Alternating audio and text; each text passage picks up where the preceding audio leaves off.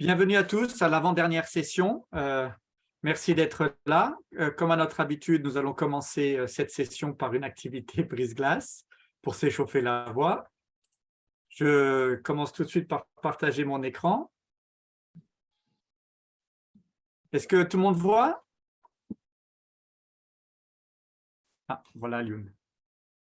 Alors, je vais vous poser, il y a deux questions, mais pour pas que tout le monde réponde à la même question, parce que des fois, c'est difficile une fois que tout a été dit. La première question que je vais poser, c'est que feriez-vous si vous gagniez au loto aujourd'hui? Qu'est-ce que vous feriez avec l'argent que vous avez gagné? Et puis, au bout d'un moment, je demanderai à ceux qui n'ont pas répondu, qu'avez-vous réalisé ou dernièrement ou dans votre vie qui vous a rendu vraiment, vraiment fier? Alors, on va commencer par… vous pouvez répondre à une question ou à l'autre, hein, c'est comme vous voulez. Mais par défaut, on va commencer par la première question. Mais si vous préférez répondre à la deuxième, si vous avez une réponse pour la deuxième, n'hésitez pas. Alors, par qui on va commencer? Peut-être Willy Serge, vu que vous êtes en premier sur l'écran. Je dirais d'abord, mais je gagne combien d'abord? Ce que vous voulez, c'est ça la beauté du loto. Oui, mais c'est ça. J'ai gagné au loto, mais j'ai gagné combien? C'est ça, il s'agit. C'est sûr Mais que si vous c'est gagnez qu'un seul franc, c'est pas grand-chose. la grosse cagnotte. La grosse cagnotte. Écoutez, quand je gagne la grosse cagnotte aujourd'hui, on est dans un monde d'entrepreneuriat, hein. Mieux vaut mettre en place un business et puis prospérer avec ce business. Je pense que c'est la moindre des choses, hein. Voilà. Super. Quel type de business? Est-ce qu'on peut en avoir un peu plus d'informations sur le type de business que vous feriez? Je dis quoi? Moi, je me mets un peu, étant dans un pays où l'industrialisation est encore au niveau bas, pourquoi ne pas me lancer dans l'industrialisation en passant déjà à la transformation des matières premières dans mon pays? Je pense que ça sera l'idéal. Super. Merci beaucoup, oui, Serge. Merci. Victoire? Ah, Victoire, oui, vous avez levé la main. Oui.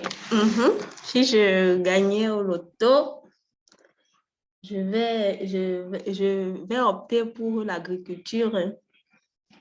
Oui, je projette d'abord faire dans les légumes séchés.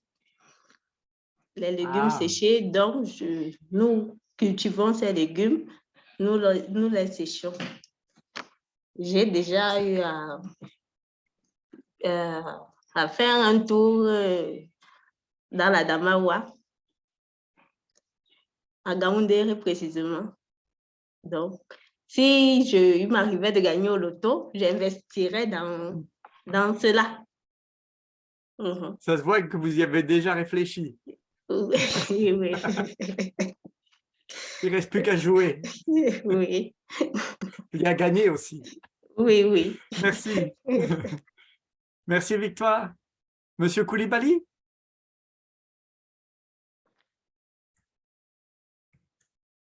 Pas Monsieur Koulibaly, c'est Aline Koulibaly ou bien Monsieur Koulibaly? Il y a les deux, il y a Aline et puis il y a Monsieur Koulibaly. Mais on peut aller avec Aline. Il y a Yacouba Koulibaly. Il y a Yacouba, oui. Allez-y, Aline, vu votre micro est allumé, s'il vous plaît. D'accord. Ce n'est pas à cette question que je voulais répondre, mais si je gagnais, je sais pas, 1 million d'euros au loto, moi, j'ai déjà initié un petit projet immobilier que je me permettrais d'étendre parce que je rêve un peu plus grand. Donc, si je gagnais au loto, voilà où irait directement cet argent. Super. Merci. Vous voulez répondre à l'autre question? Vous pouvez toujours. C'est l'autre question que je voulais répondre.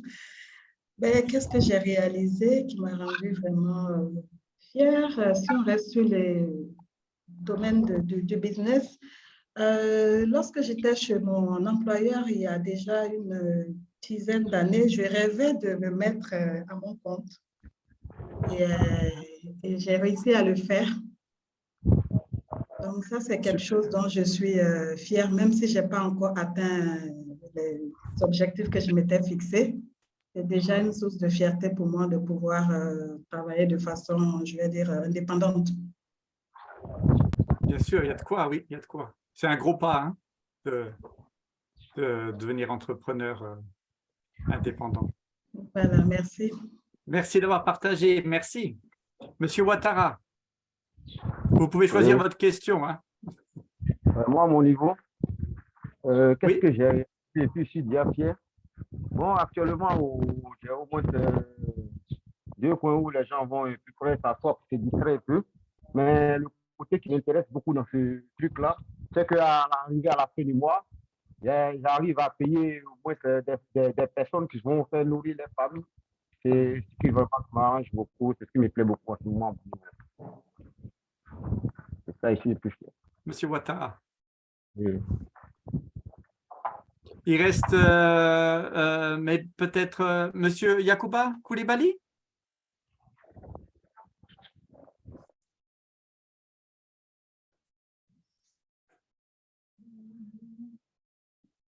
Ou Alioune ou Monsieur Bertrand? Monsieur Bertrand.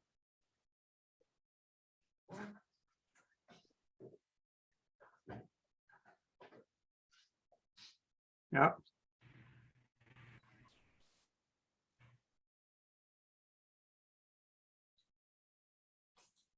Ok, alors sinon, Alioune.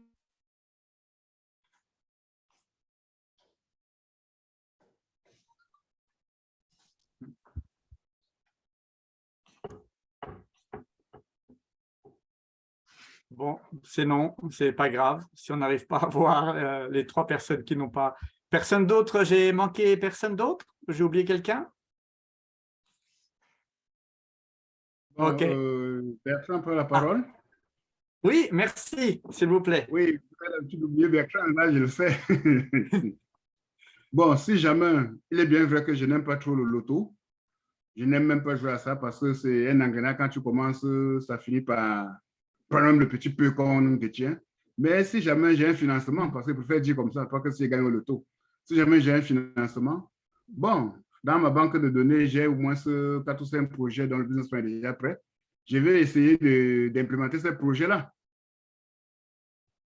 Super. Est-ce que vous pouvez nous dire Il y plus a à le propos du projet? d'élevage.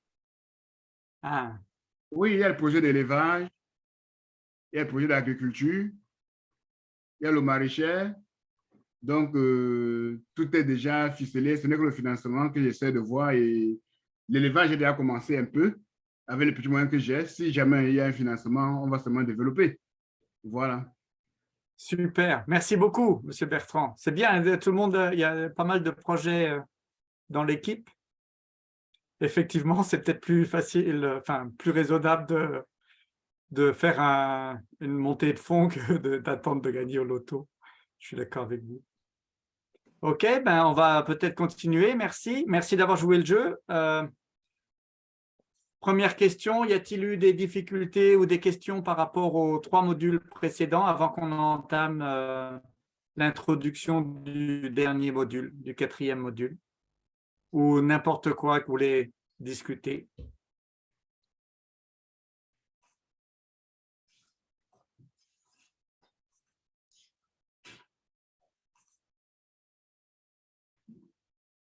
Une fois, 2 fois. Oui, Aline? Bon, je dirais pas difficulté. Moi, j'ai pris du retard sur le module passé. Raison de santé, Oui. j'ai essayé d'avancer et donc j'ai pu soumettre 2 exercices sur 3. Alors, je n'ai pas fini de travailler sur le module 3. J'espère pouvoir le finaliser avant la fin disons, de la formation. D'accord. Donc, ma difficulté, c'est que je suis en retard sur vous. D'accord. Ce qu'on va faire, c'est qu'on peut étendre les dates de soumission des exercices. On peut ajouter une semaine si ça vous convient tous. Ça vous va une semaine après la fin? Oui, ça me Après va. vendredi. Voilà, donc on ajoutera au moins une semaine sur tous les exercices. Ok, Par contre, si merci. vous pouvez penser tous à soumettre tous les exercices, je peux regarder et puis faire un tableau de rappel et puis on vous enverra ça par email. Ok, Mais merci voilà. beaucoup. Merci. Merci. Y a-t-il d'autres questions?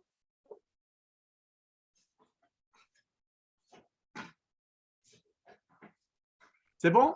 Alors, nous allons commencer donc le 4e module. S'il y a autre chose, n'hésitez pas, hein, vous pouvez interrompre ou mettre dans le chat.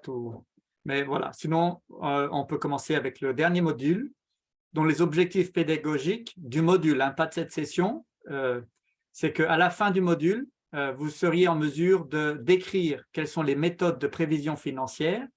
Vous serez en mesure également de préparer un budget prévisionnel. C'est tout à propos de la prévision pour ce module. Définir un compte de résultat prévisionnel. Vous savez déjà faire un compte de résultat, mais cette fois-ci, ce sera prévisionnel.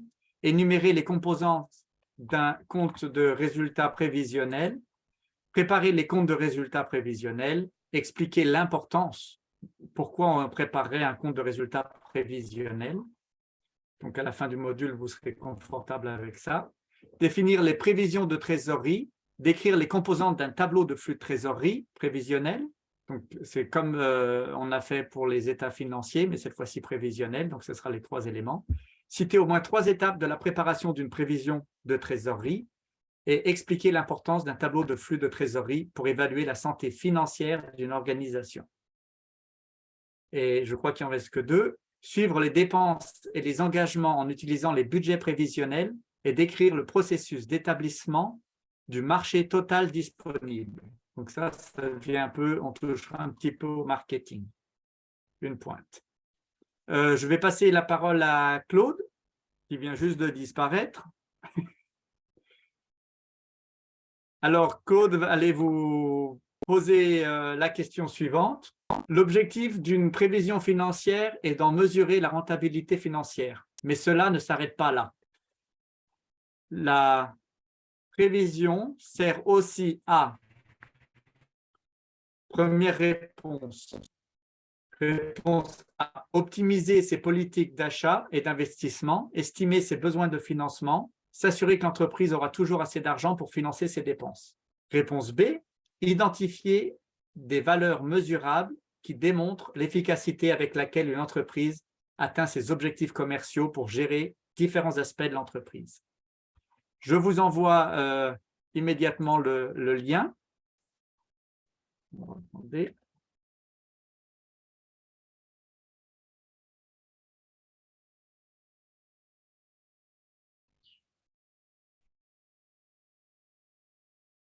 Voilà, je vous ai mis le lien pour pouvoir voter dans le chat.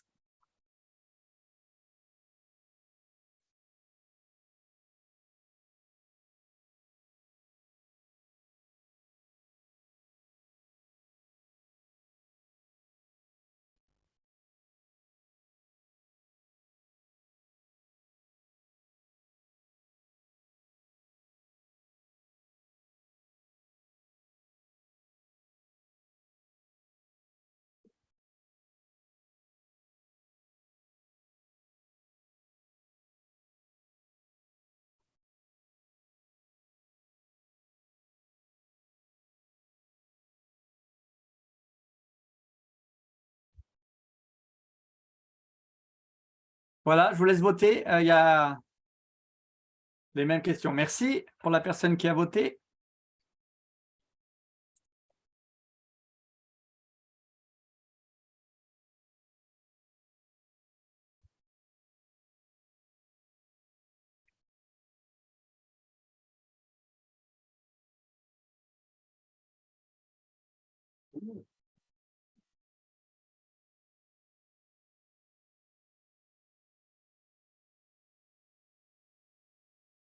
Donc, pour l'instant, il n'y a qu'une personne qui a voté. Le lien est dans le chat, hein.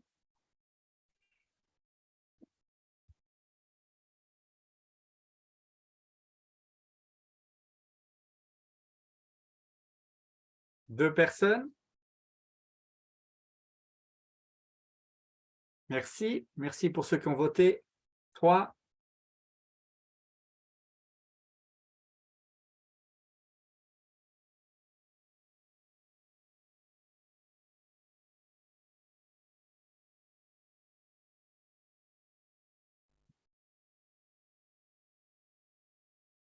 Est-ce qu'on peut avoir plus de votants?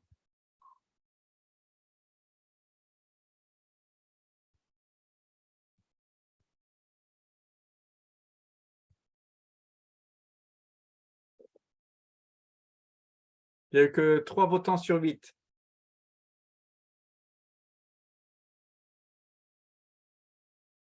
Enfin, sur 5. Si on pouvait en avoir encore 2, s'il vous plaît.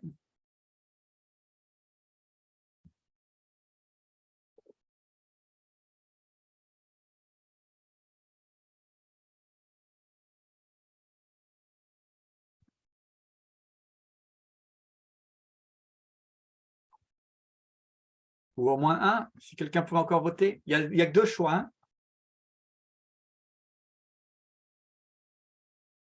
À propos de l'objectif d'une prévision financière.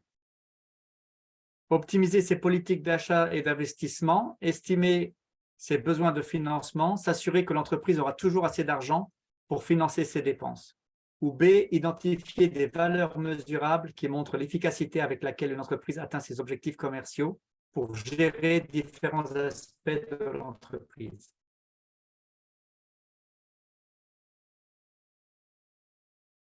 Est-ce qu'on pourrait avoir un vote de plus?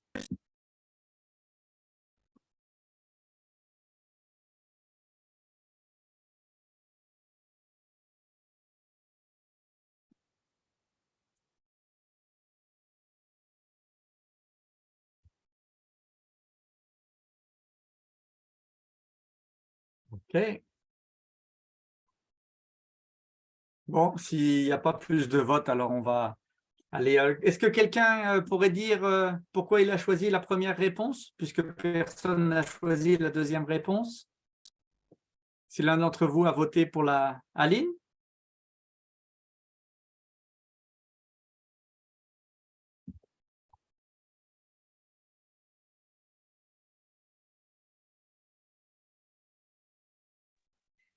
Oui, je suis là. Oui? Oui. Est-ce que vous avez voté, Aline? Oui, j'ai voté. Donc, vous avez voté pour A et tout le monde a voté pour A. Est-ce que vous pouvez nous dire pourquoi vous avez voté A et pas B, s'il vous plaît? Alors, j'ai voté 1 parce qu'on a dit on parle de prévision.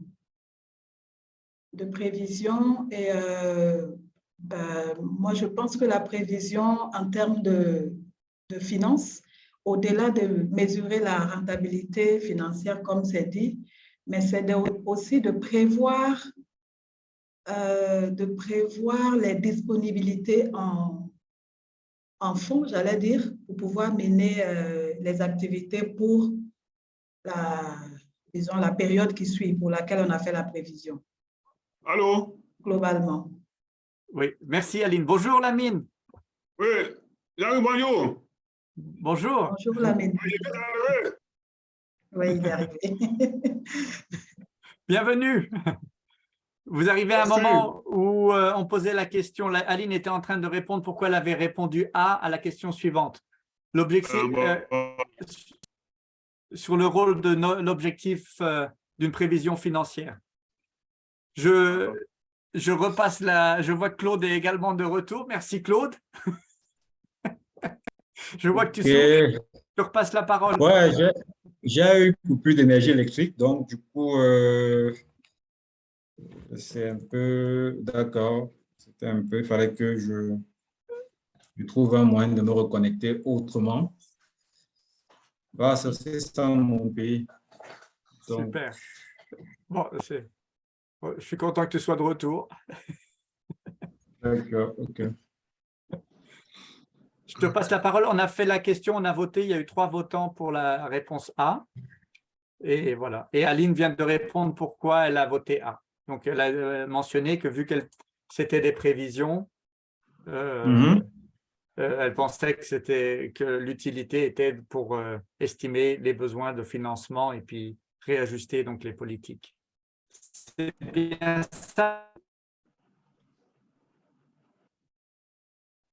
Et 3 votants sur 8, les autres ne sont pas prononcés. Il n'y en a que 3 qui se sont prononcés. 3 personnes. Normalement, il vient d'arriver aussi. Oui, Lamine vient d'arriver. Oui.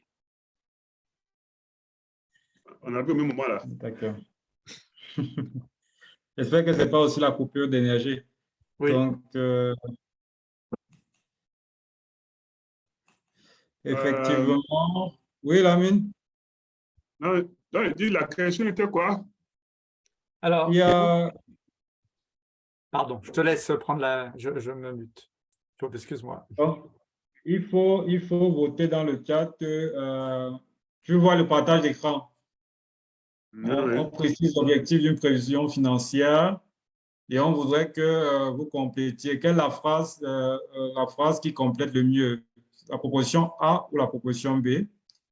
Donc, je pense qu'on a mis le lien, comme d'habitude, dans le... Voilà, on vient de remettre le lien au club dans le chat et les questions d'aller voter. On a 3 votants sur 9, c'est-à-dire 7. Normalement, vous êtes 7. Non, on doit avoir 7 votes.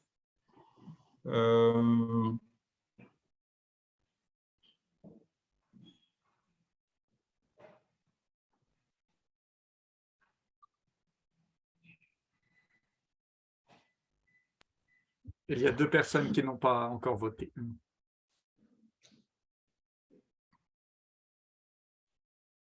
Bon, oui.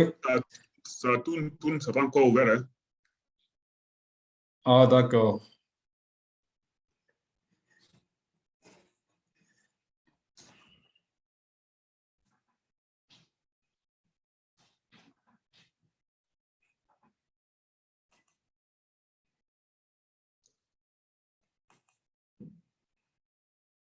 C'est bon? Oui, c'est bon.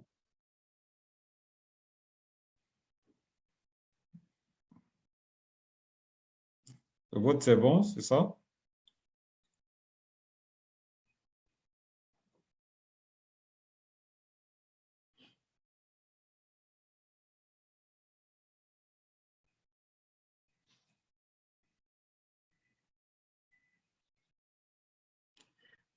Bon, je crois qu'on va poursuivre. Donc, vous avez tout à fait raison. Je vois que 100% des votants ont opté pour la réponse A.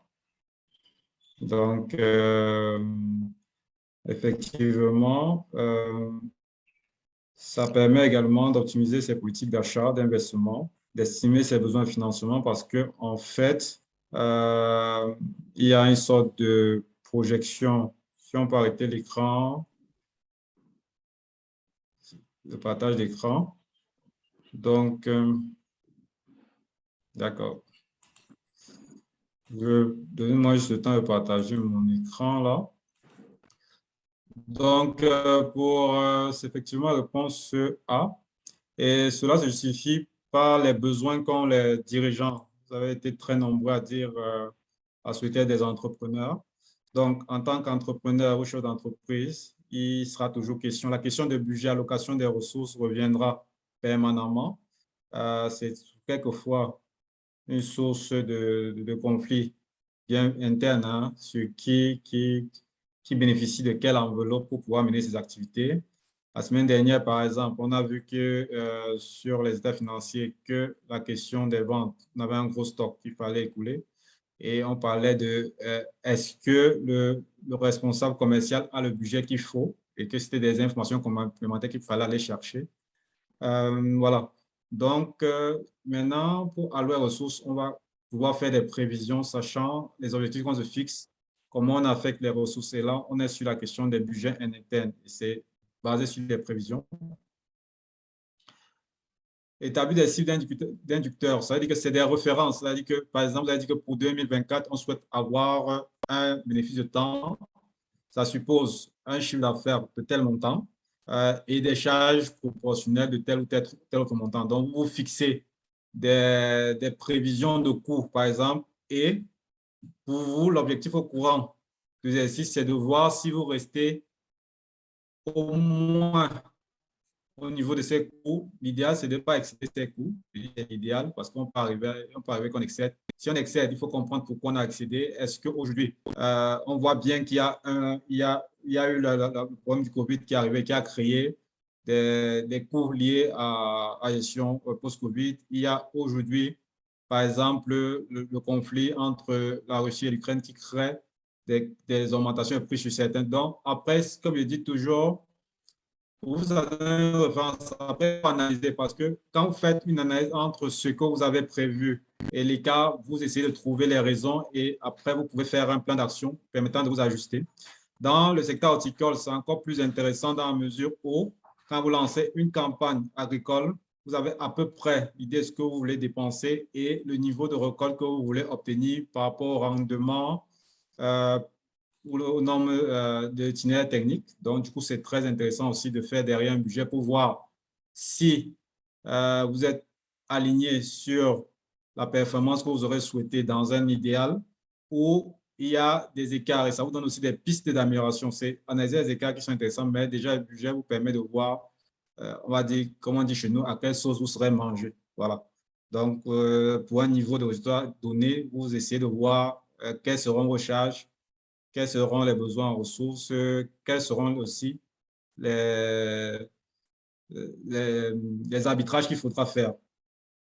Aller chercher du financement, naturellement, très souvent, ça revient. Donc, quand vous faites le business plan, le plus souvent, il y a la partie financière, vous faites des prévisions, où vous projetez, vous dites aux investisseurs, si tu me donnes ton argent, voici ce que je te promets comme perspective d'activité et comme résultat. Donc, ça permet aussi de compléter le document business plan et d'aller chercher le financement dans ce cadre, ou même votre banquier, quand vous faites un état de compte de résultats simplifié pour lui montrer comment le financement que vous octroie sera remboursé, sur quoi vous comptez et pour lui montrer que tout, vous êtes solvable. Quelquefois, il faut faire des provisions financières. Planifier sa croissance.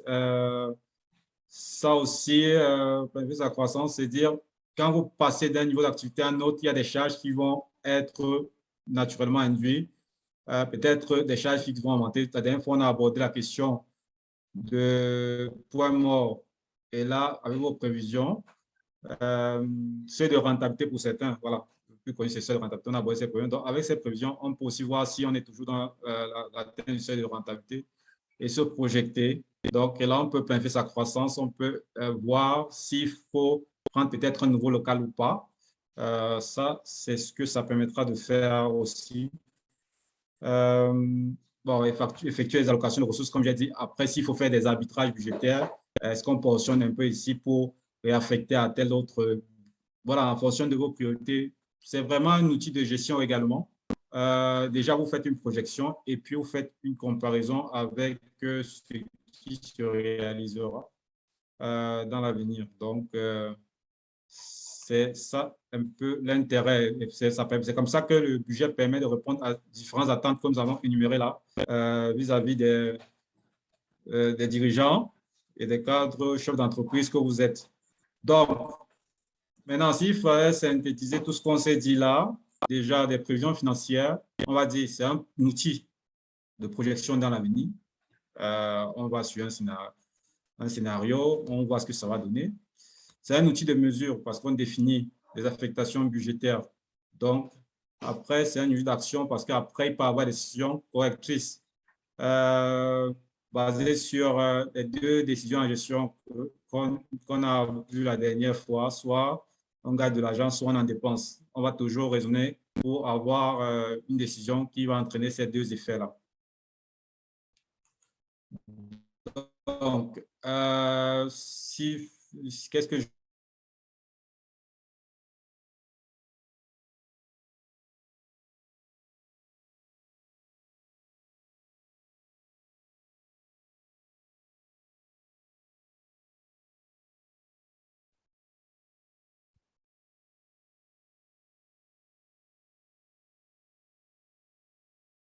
Allô, est-ce que vous êtes tous là? Est-ce que c'est moi ou c'est Claude qui...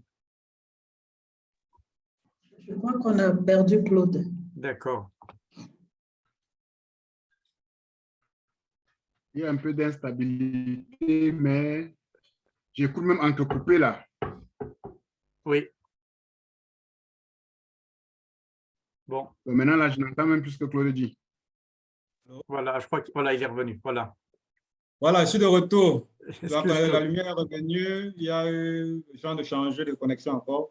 Désolé, vraiment. Donc, je repartage mon écran très rapidement. Voilà.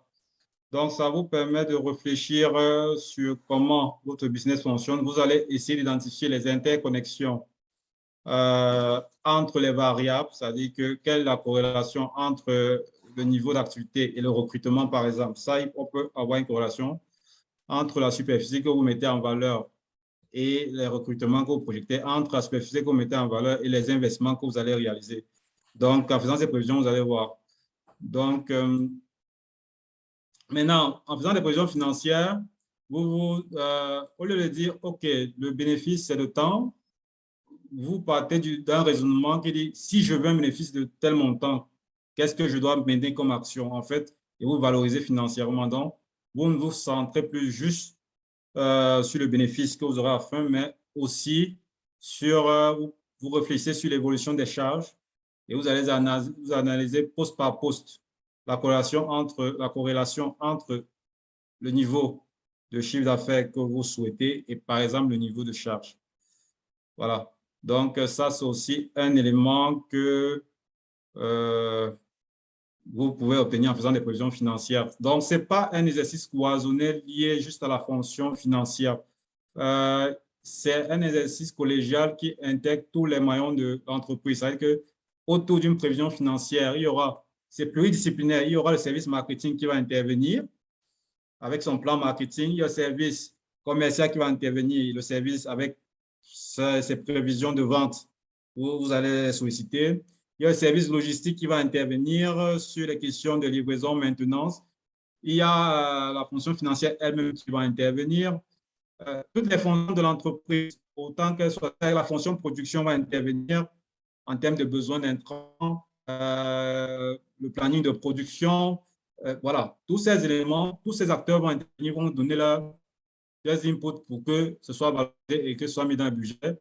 Et à la fin, vous voyez que c'est un travail qui, à la fin, permet d'avoir un consensus. En principe, quand vous avez fini et fait la prévision financière, là, vous avez arrêté le document final, la prévision finale, un exercice, c'est un élément de consensus entre les différents acteurs. Je vous ai dit, en entreprise, il y aura toujours un conflit sur l'allocation des ressources. Et quelquefois, en réfléchissant autour d'une prévision financière, les arbitrages se feront. Bon, ça revient toujours au directeur général, quelquefois, de prendre des décisions qu'on n'arrive pas à trouver un compromis, mais c'est aussi un outil de dialogue.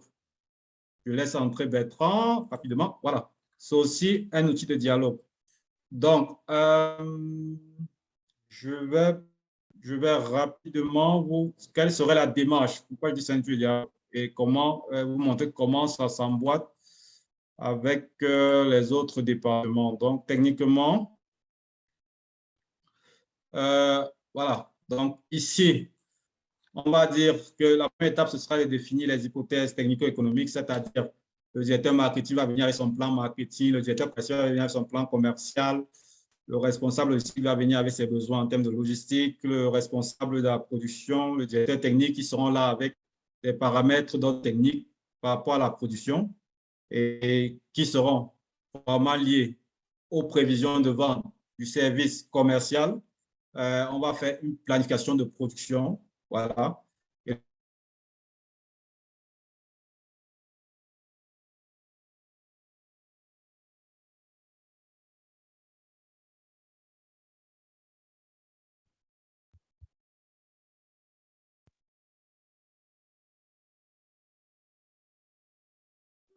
Ça plantait, hein?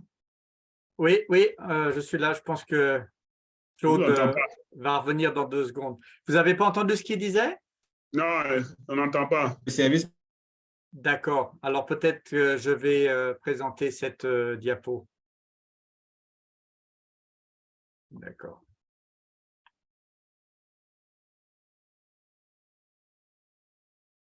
Claude, on ne t'entend pas. Je crois qu'il est parti. Je crois que… Ah, non, il est là, Claude. OK, je vais partager depuis… là où je suis. Est-ce que vous voyez mon écran? C'est venu maintenant. Oui, on voit. Voilà.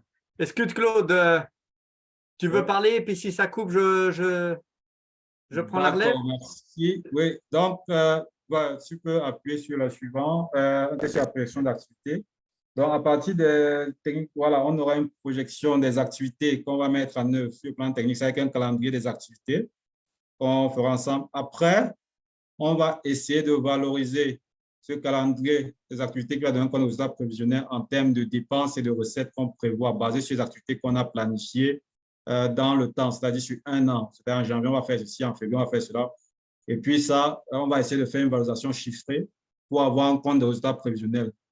La suite logique, ce sera que, basé sur le compte de résultat prévisionnel, on va forcément avoir des incidences financières qui vont en découler et qui vont impacter le tableau de trésorerie prévisionnel, d'une part, et d'autre part, ça va aussi impacter le bilan provisionnel. C'est-à-dire que, basé sur vos hypothèses technico-économiques plus le plan de vos activités, vous saurez à peu près à quoi devrait, si tout se passe comme vous avez prévu, ressembler votre compte de résultat à la fin, à quoi ressemblerait votre tableau de trésorerie à la fin, et vous verrez à peu près où vous pouvez avoir des tensions de trésorerie. Et là, vous pouvez décider à tel moment, vu qu'on va mettre l'activité, on peut solliciter la banque. Ça vous permet de voir déjà où il peut y avoir des problèmes de trésorerie, où il peut y avoir des excédents de trésorerie.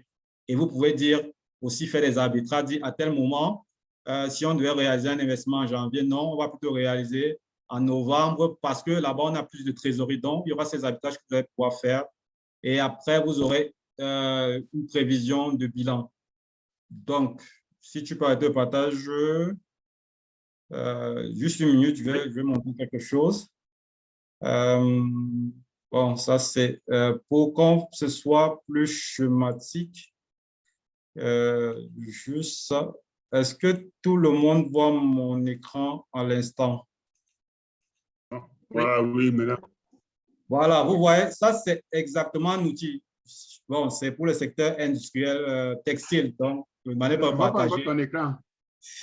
C'est le secteur textile. C'est à titre illustratif pour que vous voyez ce que je suis en train de dire. Je ne vois pas ton écran, Claude. Les autres ne voient pas? Non, moi, personnellement, je ne vois pas. Moi, je vois. Je le vois. Moi, je vois également. Monsieur Bertrand, vous êtes sûr que vous êtes sur la bonne fenêtre? Vous pouvez Oui, je suis appuyer. sur la bonne fenêtre. Ah bon? Oula. Est-ce que tu veux stop, arrêter j'arrête le partage. et recommencer, s'il te plaît? Tu es sur ton téléphone ou ordinateur? Je crois que la connexion de Monsieur Bertrand est aussi instable. Voilà, donc je reprends. C'est bon? Bertrand? Il doit avoir un souci de connexion à son niveau. Hein. Ouais. Donc, on va illustrer ça de manière schématique. C'est juste un exemple. Vous voyez, ici, par exemple, là, vous voyez, on a pris les paramètres d'ordre fiscal qu'on a mis. Après, on a paramètres d'ordre commercial, c'était pour le lancement d'une entreprise. Donc, on a dit la date probable de lancement, on va lancer à tel moment. Est-ce qu'il y a une phase de préopératoire? On a dit qu'il n'y en avait pas. On a mis est-ce qu'il y a des pertes? Donc, on a mis un certain nombre de paramètres. Voilà, donc ici, on définit les paramètres qu'on va faire pour la pression. Voilà, vous voyez, les conditions de vente, par exemple, on a défini de l'aide de paiement, quelle proportion on vend au comptant, les conditions d'achat aussi, basées sur les usages, et puis aussi, on a défini les dividendes. Ça, c'est pour une entreprise qui fait dans, non, ça, c'est celui d'une entreprise qui fait dans l'élevage de poulet. Par exemple, voilà, celui-ci fait dans l'élevage de poulet. Donc, ici, par rapport à ces paramètres-là, je vais d'abord sauter les trois états financiers que vous verrez là. Je vais sur le calendrier de production, par exemple. Donc, sur l'année, je vous ai dit, on a décidé d'acquérir, attends, je prends Ouattara, on a décidé d'acquérir des parentaux. D'accord. Donc, voilà, vous avez ici, là où il y a l'écran, on a fait le planning de production. Dans chevaux, ça sera le planning aussi de mise en valeur des terres sur l'année et puis des récoltes. Donc, à base du planning de production, vous voyez jusque-là, on a essayé d'identifier quel serait le cheptel mis sur le marché chaque mois. D'accord? Est-ce qu'on est ensemble? Allô? Oui, Oui, allô? nous sommes là.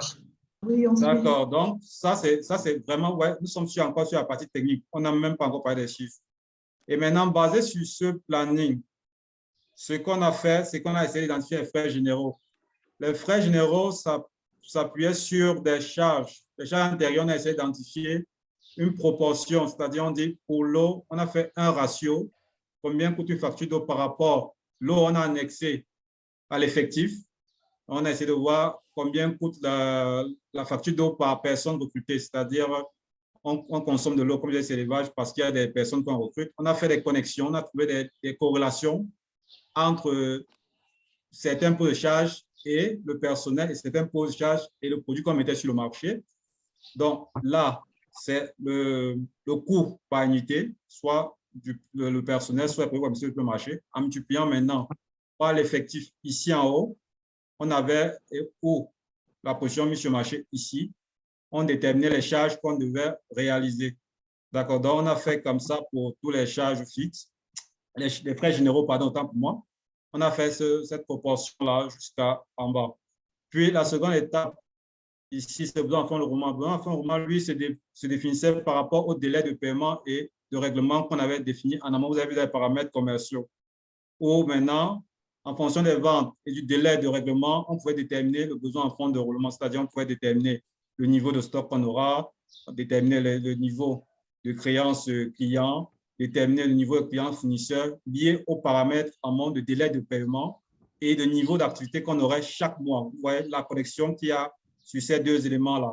Puis, on est passé, après les immobilisations, on est passé au personnel. Voilà. Je commence par le personnel. Pourquoi? On a trouvé deux variétés de personnel. Il y a le personnel administratif. Là, il faut caler les dates de recrutement. Le DG, on a un DG, c'est bon. Il y a le personnel de production. Il va évoluer en fonction du niveau de production. Pour le personnel de production, on a fixé des objectifs, des seuils. À partir de quel niveau de chiffre d'affaires on pense qu'il faut recruter. Ici en bas, on a identifié le personnel de production. On a dit, OK, une personne, quelle est sa capacité de travail? C'est-à-dire qu'il peut contribuer au chiffre d'affaires jusqu'à quel montant? On a dit, il peut faire 10 millions, on dit n'importe quoi. Donc, au-dessus de 10 millions, il faut recruter une deuxième personne pour l'assister parce que sa charge de travail est dépassée.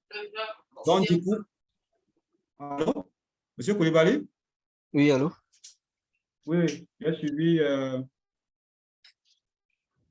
D'accord. Donc, avec le personnel, on a été identifié quel est le niveau que chacun peut faire.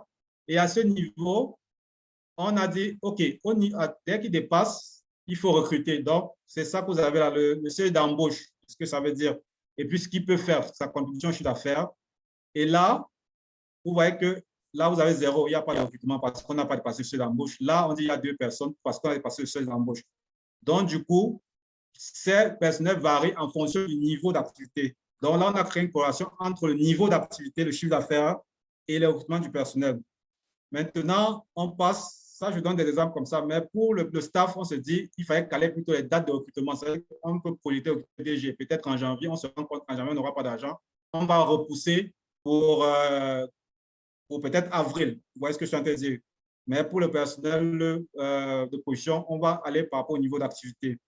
Maintenant, au niveau des immobilisations, on a identifié deux types d'immobilisation. Pour le staff, s'il y a un recrutement d'un staff administratif, il y a forcément des équipements qu'on va acheter qui sont liés au poste. Le poste de travail est composé de quoi? À chaque recrutement, parce qu'on a un poste de travail. Et là, pour le poste administratif, on a dit c'est l'ordinateur, c'est l'imprimante, c'est la table de travail. Donc, son niveau de travail pour qu'il soit opérationnel. Et du coup, on a créé une corrélation pour faire les investissements liés au poste de travail, entre le recrutement d'un employé et les équipements pour créer son poste de travail. Donc, voilà une corrélation qu'on a trouvée. C'est la même chose qui est pour le personnel de production. Il y avait ce qu'on appelle les équipements individuels de travail qu'on va identifier. Et à chaque fois qu'il y a un recrutement, ça suppose l'acquisition de ces immobilisations-là. Donc, maintenant, pour ce qui est il y a ce qu'on appelle la position d'élevage. Il peut aussi avoir une corrélation entre, je veux dire, c'est un élevage qui se rapproche plus du secteur agricole. Il peut avoir une corrélation entre, par exemple, le cheptel que vous voulez mettre sur pied et un certain nombre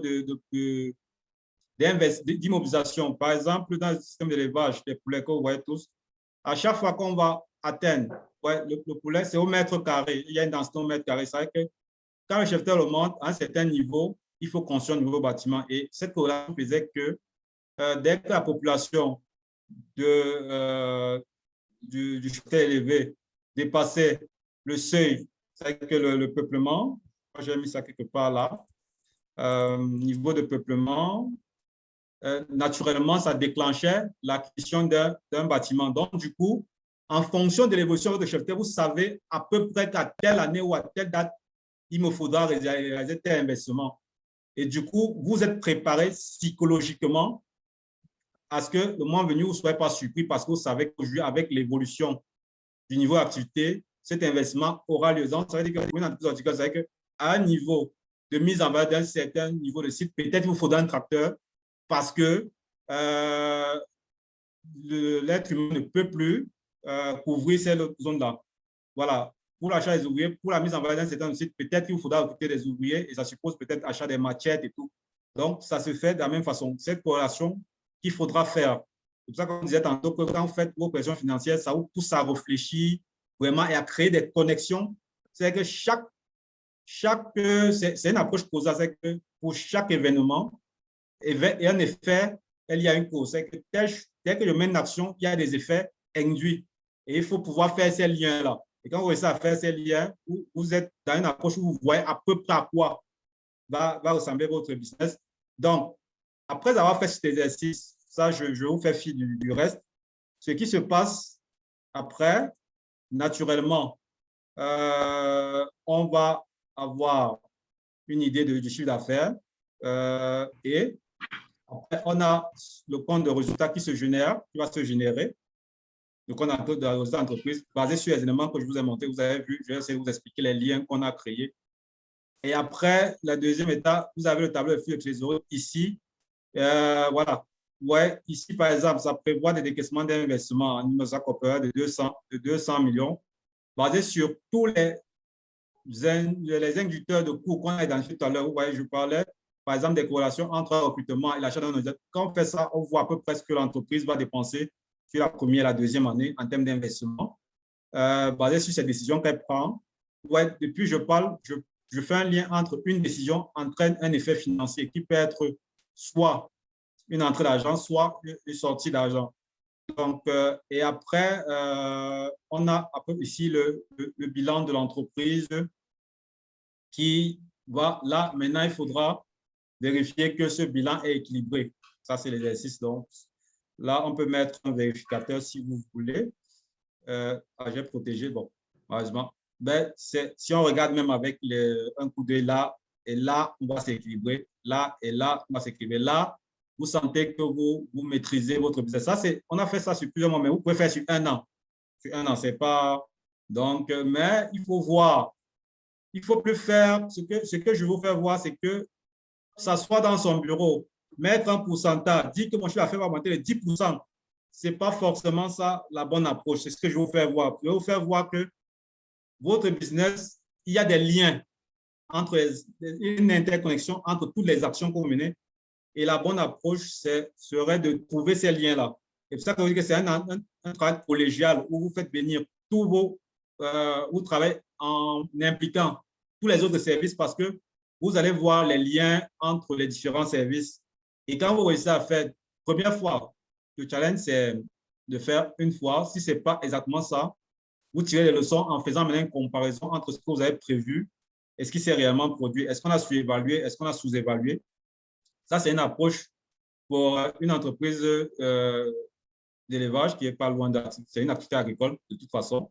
Donc là, vous voyez une partie de ce qu'il voulait avoir comme cheptel. Donc, chez vous, on partirait par exemple du niveau ou de la mise en valeur de vos sites. Qu'est-ce que vous voulez faire comme mise en valeur de site? D'accord. Il y a d'autres approches pour les entreprises commerciales, mais je préfère montrer cette approche qui est proche. Vous avez vu, on a des actifs biologiques, on est dans la même logique, parce que pour lui, c'est les parentaux, chez lui, c'est des actifs biologiques. Et puis, il y a les produits, la production agricole. Donc, il faudra toujours faire ce lien-là. C'est pour ça que je préfère montrer ce modèle. Mais dans le cours, vous verrez d'autres méthodes de prévision. D'accord? Il y a ceux qui vont partir des entreprises commerciales, qui vont partir de l'historique pour chercher la coupe des tendances. Comment évolue le chiffre? y a un cas, mais je n'ai pas prévu ça, je n'ai pas préparé ça. Comment évoluera le chiffre d'affaires et vous pouvez prévoir quelles seront vos ventes en janvier, février, et puis, vous voyez, sur vos ventes, vous voyez, j'utilise et vos données historiques, parce que vos données historiques vous permettent de faire des ratios ou des équivalents, des comparaisons, des indicateurs de comparaison, des multiplicateurs pour pouvoir déterminer quels seront vos coûts futurs. C'est-à-dire, si vous voulez payer le transport, par exemple, si vous allez livrer par un taxi, vous voyez que chaque livraison entraînera déplacement via les moyens de transport. Ça, c'est ça que vous devez analyser et faire ces liens-là. Et quand vous faites ça, première phase, ce n'est pas certain que tous les liens seront trouvés d'un premier coup, mais plus vous ferez ça, mieux vous découvrez, vous devinez, moins vous serez surpris et vous ferez des liens. Et à chaque fois qu'un va mener une action, vous pourrez anticiper sur ce qui va se produire. Donc, c'est tout l'intérêt, voilà, c'est ça tout l'intérêt des prévisions financières. Je vais proposer cet exercice pour vous faire voir, parce que ça me semblait très théorique. Donc, ce fichier Excel, c'était pour vous faire voir comment on peut créer ces liens, comment ça peut se matérialiser de manière pratique. Peut-être on va faire une petite pause et voir s'il y a des questions.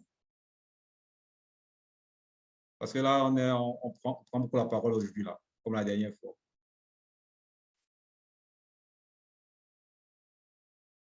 Allô, allô? Ben, moi, je disais que le fichier, il est déjà bon, hein, c'est lié à une activité. Et moi, je souhaiterais que vous mettez à disposition aussi ce fichier pour qu'on puisse comprendre à nous aussi une façon de le faire. Parce que là, bon, je dis c'est un business plan peut-être d'une structure que vous êtes en train de bien commenter. Oui, nous sommes d'accord. Mais nous aussi, nous voulons avoir ce fichier aussi avec des éléments, à disposition pour bien comprendre en fait ce fichier-là. Non, je peux vous donner des fichiers, ce n'est pas un problème. Moi, ce que je souhaite, c'est que vous compreniez la corrélation. En fait, je vous explique un peu comment ça s'est structuré pour que vous voyez la corrélation et que vous voyez comment vous pouvez vous projeter dans votre entreprise. C'est-à-dire que partez toujours de la partie technique. Première chose, on se déconnecte des finances. On commence d'abord par planifier le technique, c'est-à-dire comment ça va se mettre en place de manière technique. Qu'est-ce qu'on aura besoin? Quelles sont les ressources? Quand vous avez fait ça, maintenant, combien ça coûte? En fait, c'est ça. C'est-à-dire, si tu dis, je vais mener une campagne agricole, par exemple, je vais faire X, Y, combien ça coûte?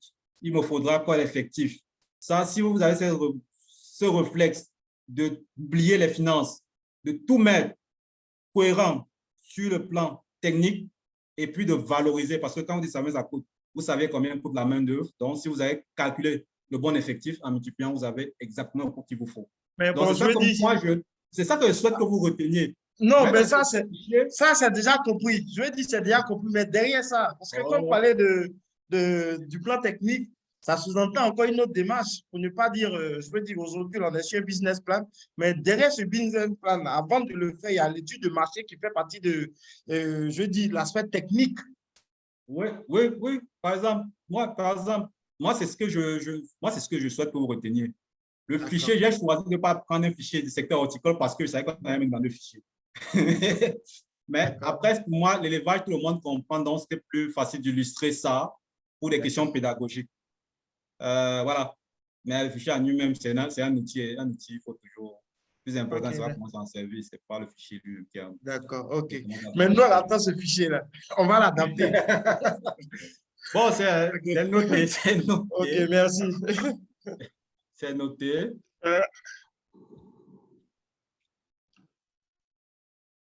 Oui, monsieur Lamine. Je veux dire qu'il faut avoir au moins des... Oui, non, c'est pour compléter ce que Serge dit là. Ce n'est pas aussi mauvais d'avoir aussi un exemplaire comme ça pour nous aider à adapter nos entreprises. Ce n'est pas mauvais. Parce qu'il faut que nous sorte d'ici cette formation avec vraiment quelque chose de solide. Peut-être j'aurais pas dû. Bon, de toute façon, comme j'ai dit, le fichier n'est pas un problème. Mais je pense que moi-même, j'allais vous demander personnellement vraiment d'avoir... Ce qu'on fait, tous ceux qui auront validé, je vous transfère le fichier gratuitement. Valider me dit, je vous donne le fichier. je vous l'offre gratuitement. Qui va valider? Mais il a compris. Validez la session, oui. Voilà, c'est le cadeau que je vous promets à la fin. Donc, validez, déposez le devoir. Je vous remettrai un fichier. Il n'y a pas de souci. C'est ma parole là. Bon, j'ai compris.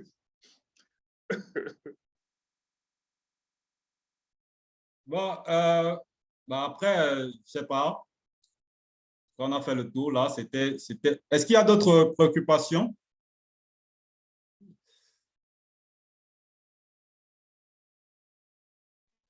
Peut-être c'est quand il veut suivre la vidéo, hein, parce qu'il y a eu trop de perturbations de réseau. Tout était en entrecoupé, je ne peux pas poser les questions. Peut-être quand il veut suivre l'enregistrement que je veux voir. D'accord, il n'y a pas de problème. Très bien.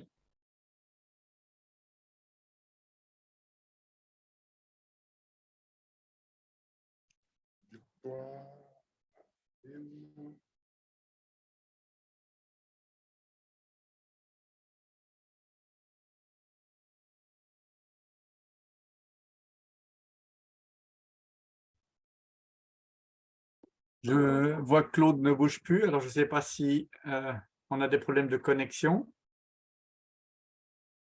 Vous êtes tous là? Ou c'est moi qui… Moi, je suis là. Je suis D'accord. très là.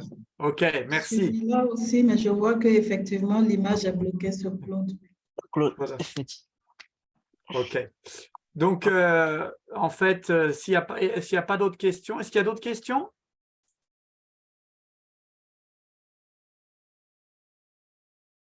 Alors, on risque de finir un tout petit peu plus tôt aujourd'hui. Je voulais vous montrer le travail qu'il y a à faire sur la plateforme. Donc, pour ceux qui… Enfin, c'est important que tous les exercices soient complétés pour l'obtention du certificat. Donc, je vous invite à le faire. Comme ça a été mentionné à la question d'Aline, on va rajouter une semaine pour que vous puissiez le faire. Et du coup, cette semaine, on n'a mis que 2 exercices qui sont assez faciles à faire. Donc, ça vous permettra également de rattraper pour ceux qui ont pris un peu de retard. Monsieur Jean, oui? Oui, Lamine? Oui, est-ce que vous pouvez vraiment essayer de faire des résumés pour envoyer à chacun de nous s'il y a un exercice qui reste à faire? Oui, je fais ça. Je vais vous envoyer un tableau par email. Voilà, Je ok. suis désolé, c'est un peu de la délation, ce sera un email commun. Donc, tout le monde verra qui n'a pas fait quoi. Mais si c'est OK avec tout le monde, c'est beaucoup plus facile d'envoyer qu'un seul tableau. Ça vous ira ou… Compte tenu de nos activités, là, on peut oublier. Bon. Soit on voit là, on va se rappeler, puis on va vous amener. Oui, je vais faire le tour. Je regarderai chaque exercice, ceux qui n'ont pas été complétés. Puis, avec Claude, on essaiera de noter ceux qui ont déjà été soumis cette semaine. Donc, ou cette semaine ou la semaine prochaine, de façon à ce que ceux qui ont tout complété puissent avoir leur certificat le plus tôt possible. C'est bon? Ça répond à votre question? Oui, oui. Je revenais un peu encore. Vous avez dit on peut soumettre. Oui. Bien, de soumettre totalement, bien de refaire même totalement les exercices. Vous pouvez remplacer si vous voulez les exercices, mais c'est surtout pour ceux qui n'ont pas été soumis. Si vous en avez que vous pensez que vous voulez faire différemment, vous pouvez les effacer et les resoumettre normalement. Ou vous pouvez soumettre un deuxième fichier. Je crois que ce n'était pas limité en nombre de fichiers, où il y avait un certain nombre, et on notera donc le dernier, enfin, ou celui avec le plus haut score. D'accord. OK. Super. Mais sinon, on va commencer cette semaine à noter ceux qui ont déjà été soumis.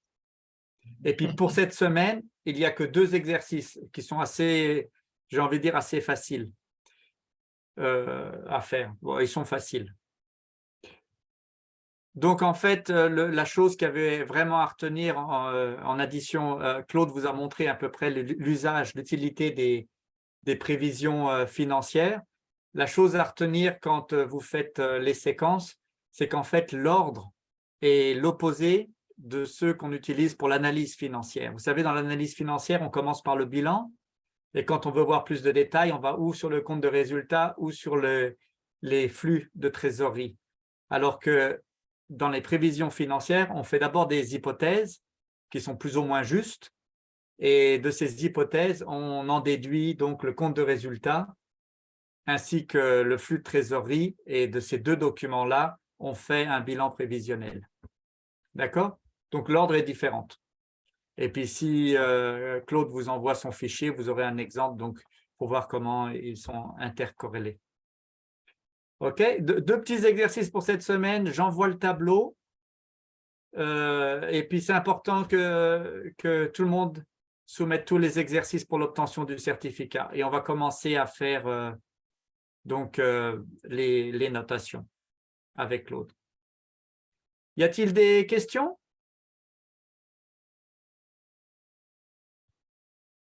Oui, allô, monsieur Oui. Jean-Hugues.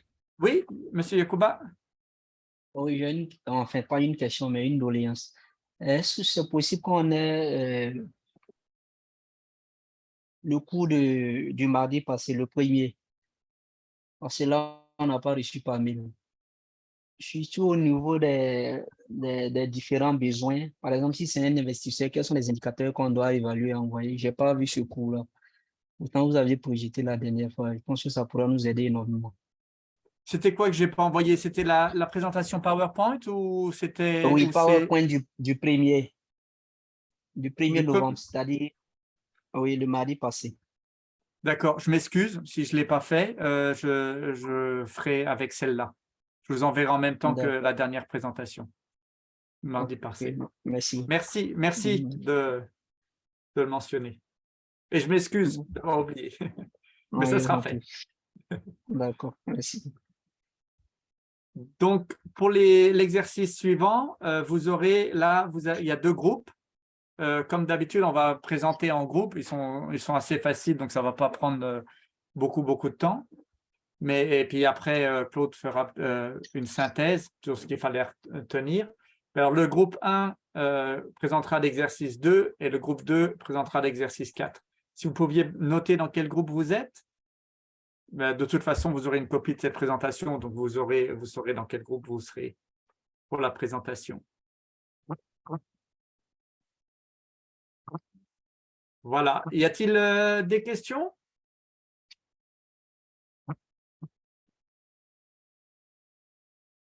Avant qu'on se quitte? S'il n'y a pas de questions, alors on se retrouve vendredi 11 novembre, même heure, même adresse. Et je vous remercie pour aujourd'hui. Merci d'avoir joué le jeu. Je vous envoie les présentations tout de suite, hein, y compris Ok, celle de mardi. merci.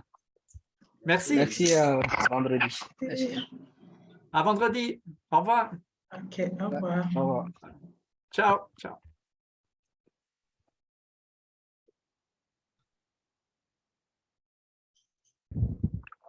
Au revoir. Vraiment, je souhaiterais avoir l'enregistrement parce que je n'ai pas suivi. Il y a eu trop d'entre. On mettra le Zoom sur la plateforme. Au Ça revoir, vous au revoir. convient, monsieur? Au revoir, monsieur Ouattara.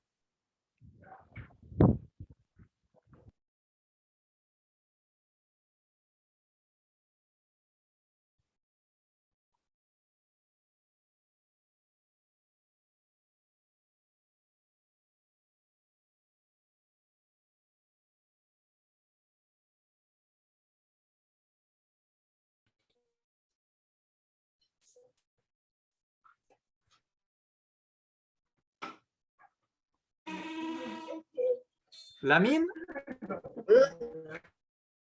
Il y avait des questions ou… Ah, j'arrête l'enregistrement. Bon,